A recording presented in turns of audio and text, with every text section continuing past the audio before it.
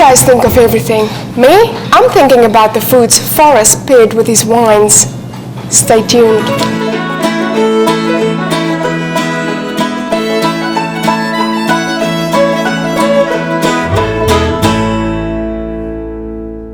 So tell us about the food you're going to prepare that's going to complement the wines. Well, my God, you've given me the great thing of trying to match Oregon wines with the Oregon food, huh? It's fabulous. So this will be really fun. So today we're going to do a couple really interesting things. I've brought up some crab cakes that I made up earlier, and we're going to fry these up a little bit. The crab cakes are made with lub crab, a little bit of green onions, little scallions, a little bit of seasoning, and a little bit of breadcrumbs, but pretty much very simple. That go with what wine? Which wine? Oh, that's going to go with our 2006 Willamette Valley Pinot Gris, which is really fantastic. What's really nice about this is that this is the seafood wine. It goes great with crab cakes, goes great with oysters, goes great with all kinds of different seafoods. It's got this nice creamy texture to it. It's got great acid balance. It's got wonderful Pinot Gris nuances, and I think you're really going to enjoy it. In the meantime, you know what's really important? We should start opening these wines because, you know, any good meal has to have good wine, and if I'm not cooking with great wine, I don't know what's going to go wrong. So now we can taste this. We want to make sure that it's in prime shape to be drinking and eating with these foods. Make sure I'm not burning the crab cakes. Let me do this first. Oh, okay. Those look good enough to eat, huh? Oh, yeah, I do. There's no wine in my glass. This is a big problem. Yeah, that is a big problem.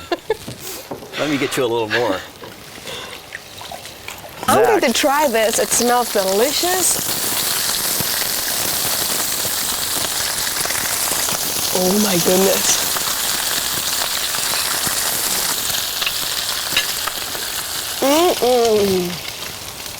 So what do you think? You know what you're doing. The question is the pairing, does the pairing work? Okay, let's do that. I did that first.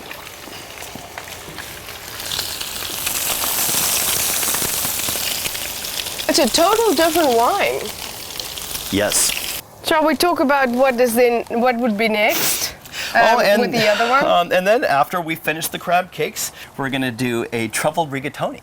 And that's done with prosciutto and a little bit of onions and scallions, and it's going to be really excellent. And we're going to pair that up with our Signature Cuvee Pinot Noir. Oh, what a great nose. Oh, yeah. It's just... Envelop the genie a little bit, open it up with a little bit of air. What is that I taste in there? Well, Pinot Noir's got some wonderful nuances. It's got a little bit of the earth. And this partly comes from the estate vineyard here. This vineyard really shows this meaty, earthy character to start off with. It also has great acid balance, as all Pinot Noir should be, because they're really food friendly. It's got some wonderful black and red fruit characteristics. It's got a little bit of toffee, a little bit of leather. So here we are. We're going to do a truffle rigatoni. I'm going to start off. I've got a little bit of my secret spice. I'm going to just kind of smoke the secret spice really quickly, and it only takes like 3 seconds. And then, smoked, we're going to throw some onions in there.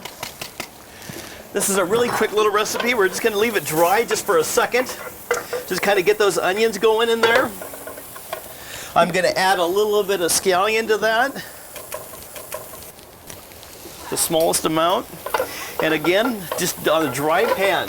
And that's because you want to bring out the flavor, is that right? Mm-hmm. And this is the quickest recipe of all. So then I'm going to throw just a little bit of chanterelles in there with a little bit of butter, just to even make it even better.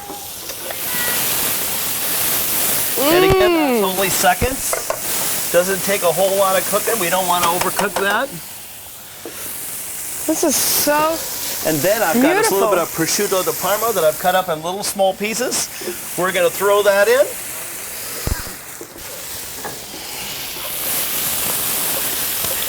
And we're just toasting this up just for a second.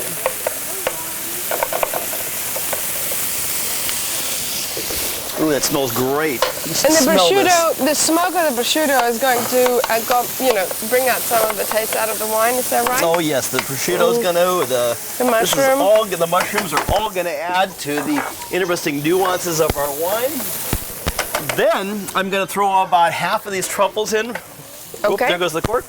About half of these truffles in right now, and I'm going to just finish off the other half in just a minute on top after it's done.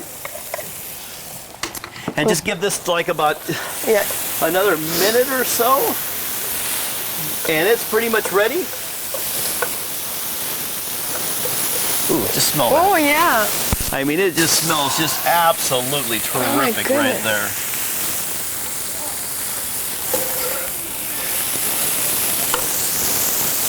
And you can really smell the mushroom. The mushrooms, and you can really actually smell the truffles in there a little bit also. That's what I'm smelling, yeah, exactly. And that's pretty much ready to go. That's our sauce. Oh, all right. One more thing. A little garlic. Last minute, we don't want to burn the garlic. And just a touch of parsley, just for the look. And then we'll just toss these right in. Give a quick little mix. And there you have it. There you have it. Oh my goodness, I can't wait. Oh. Okay, let's see what this is going to taste like. Pair up with the wine. Let's hope it worked, huh? I think you know what you're doing. Oh my goodness.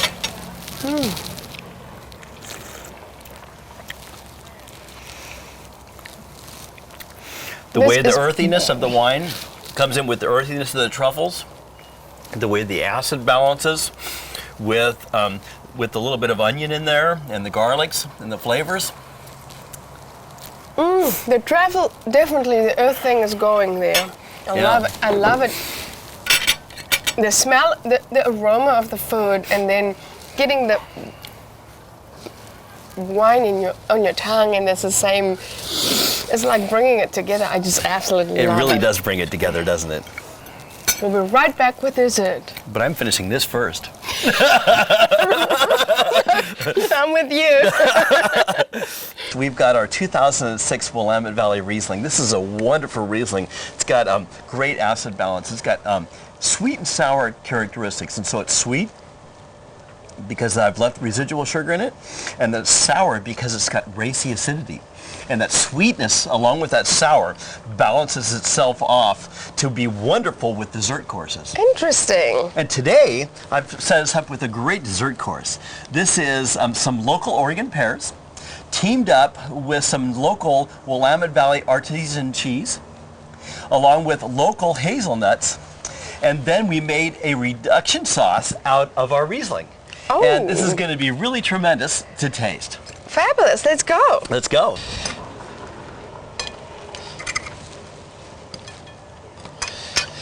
And so we just kind of threw these in the oven just for a second to kind of melt the Oregon-zola on there.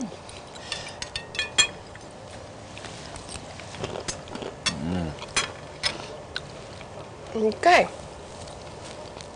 That toastiness of those hazelnuts, that wonderful bite of the cheese, that wonderful nuance from that fresh pear. And then here we go with this wonderful wine. Let's see what we got. Let's see. Oh, that is just absolutely beautiful. Oh my goodness, the wine is so alive on my tongue. I can feel it just running. Mm-hmm. It's got lots of spritziness in the mouth, and so it actually is alive. It is. I love it. And so, does it complements the pear or the cheese or all? I think it's all, and the hazelnut actually brings it all together. That's what I did. I took a piece of hazelnut before I finished it off. It is beautiful. I want to thank you for showing up today so I could show you my great wines and show you how they pair with Oregon foods and tell you a little bit about my winemaking anyway. That was so interesting. It's wonderful to meet you. Thank you so very much. Cheers to you. Cheers to us. My visit at Willamette Valley Vineyards is one I will not soon forget. I hope one day you get a chance to meet these fine folks. Until next time, remember, life is too short. Always drink good wine. For more information about Willamette Valley Vineyards, the destination, their wines, or recipes, check out our website www.thecorkscrewdiary.tv.